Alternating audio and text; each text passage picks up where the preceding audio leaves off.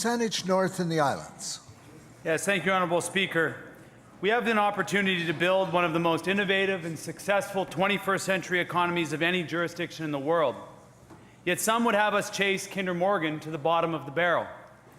Aside from the risk it poses to our coastline, the Kinder Morgan pipeline does almost nothing to build sustainable, well-paying jobs in our province.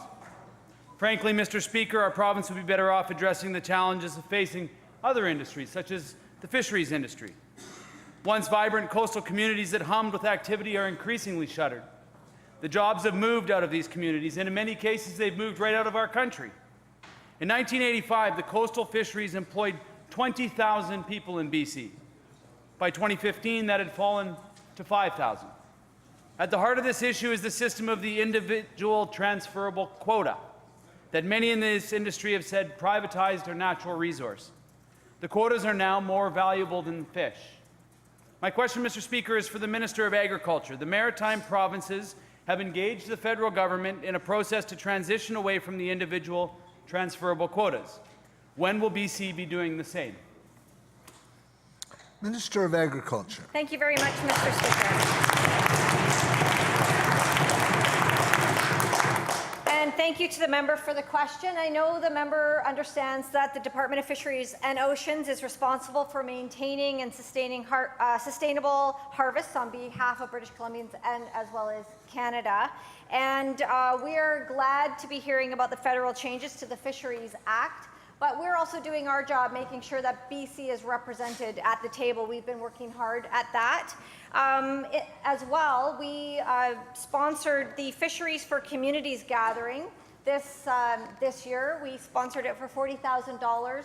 And this was a place where people from all of our communities throughout our coast could get together and talk about what they want when they think about a BC fisheries. Now, we also sponsored a BC Young Fishermen's Gathering, which brought together 50 young fishers from across the province and talked about their future in the fisheries industry.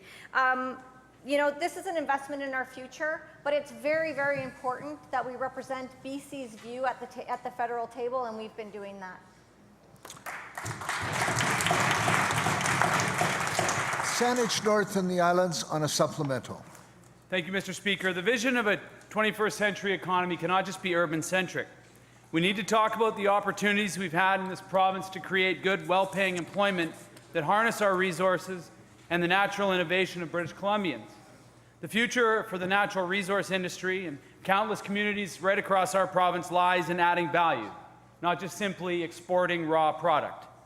We're currently doing the opposite. Last week at the Wild Salmon Forum I hosted in Vancouver, I was told that a large Chinese company recently purchased over $50 million worth of these individual transferable quotas in British Columbia. The fish are harvested here, sent to Asia for processing and packaging, and then shipped back to us. This must change. As the minister said, that we trust DFO to manage a sustainable fisheries. The people that I met with have got serious questions about that.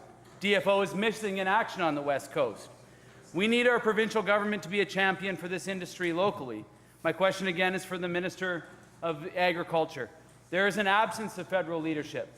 Will this government stand up for British Columbia by facilitating an independent review of our quota licensing system?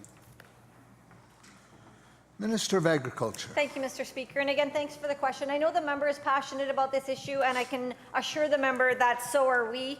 Our ministry has provided insight and specific West Coast perspective to the discussion around the proposed changes to the Fisheries Act. We have to keep up the pressure from our side, and we are doing that. The Eco Trust report that came out of the conference in January, this report had action items specific for the Federal Minister of Fisheries and Oceans, and some of these were specifically around how social, economic, and cultural objectives are to be achieved in the Pacific region fisheries.